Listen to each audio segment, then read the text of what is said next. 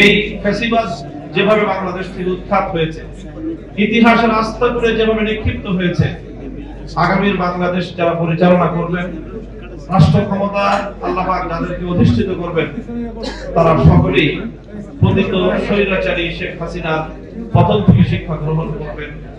দেশ, জাতি এবং নিজের জনগণের উপর অত্যাচার এবং জুলুম করার ক্ষেত্রে নিজেদের পরিণামের কথা একবার ভেবে নেবেন।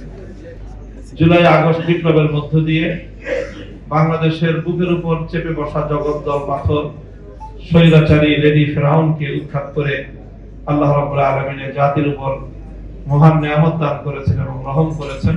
নরেন্দ্র মোদীর আগমনের শান্তিপ্রিয় প্রতিবাদে বিগত সরকারের রেলিয়ে দেয়া সুপরিকল্পিত হত্যাকাণ্ডের শিকার হেফাজতে ইসলামের প্রায় 25 জন শাহাদাত বরণকারী নেতাকর্মী, আর 2024 সালের জুলাই এবং আগস্ট বিপ্লবে শাহাদাত বরণকারী প্রায় 2 সহস্রাধিক ছাত্র জনতা, ছাত্র তরুণ সহ আবার বৃদ্ধ বনিতা, নারী, শিশু সহ যারা শাহাদাত বরণ করেছেন, সকল বীর শহীদদের রূহের মাগফিরাত কামনা করে এবং তাদের প্রতি শ্রদ্ধা নিবেদন করে তাদের শোক সন্তপ্ত পরিবার পরিজনের প্রতি সমবেদনা জ্ঞাপন করছি।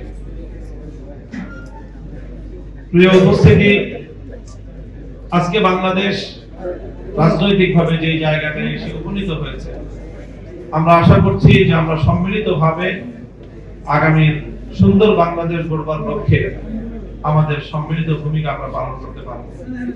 এক্ষেত্রে বাংলাদেশের জুলাই এবং আগস্ট বিপ্লবের সাথে যারা যেভাবে জড়িত ছিল, ছাত্র জনতা সহ এই বিপ্লবের নেতৃত্ব দানকারী এবং এই বিপ্লবের মুখ্য ভূমিকা পালনকারী সকলের মধ্যেই একটি অজানা আতঙ্ক কাজ করছে। সেই কাজ হলো, না জানি আবার সেই পরাজিত শক্তি আবার বাংলাদেশের রাজনীতিতে পুনর্বাসিত হয়ে যায়, না জানি আবার তারা বাংলাদেশে নতুন করে আবার তাদের সেই ফ্যাসিবাদ প্রতিষ্ঠার ক্ষেত্রে নতুন ভাবে তারা কোনো ষড়যন্ত্রের দ্বারা বাঁধতে পারে।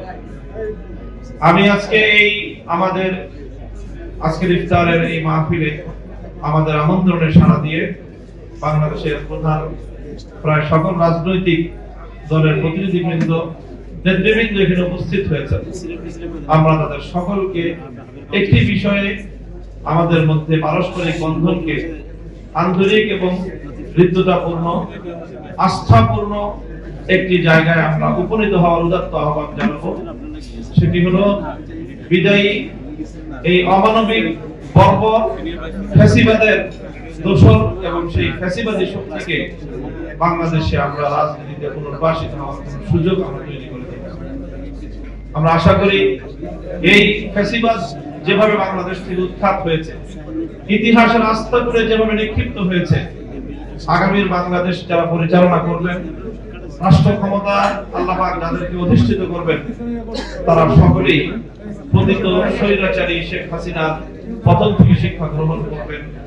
দেশ, জাতি এবং নিজের জনগণের উপর অত্যাচার এবং জুলুম করার ক্ষেত্রে নিজেদের পরিণামের কথা একবার ভেবে নেবেন।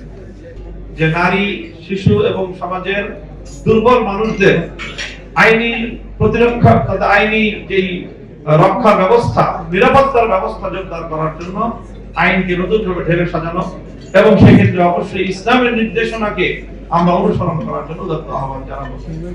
আমরা আমাদের ঐতিহ্যকে রক্ষা করার জন্য আমরা সর্বোচ্চ প্রতিরোধ গড়ে তুলব। কাজেই বাংলাদেশে এই জাতীয় কোনো কার্যকলাপ যেন অন্তর্বর্তীকালীন সরকারের দুর্বলতার সুযোগ নিয়ে সরকারের ভিতরে ঘাপটি মেরে বসে থাকা বাংলাদেশ বিরোধী কোনো পক্ষ, বাংলাদেশের ইতিহাস ঐতিহ্য বিরোধী কোনো শক্তি, কোনো অপশক্তি যেন এই ধরনের কোনো কার্যকলাপ পরিচালনার সুযোগ না পায়, আমরা স্পষ্ট সতর্ক বার্তা উচ্চারণ করছি।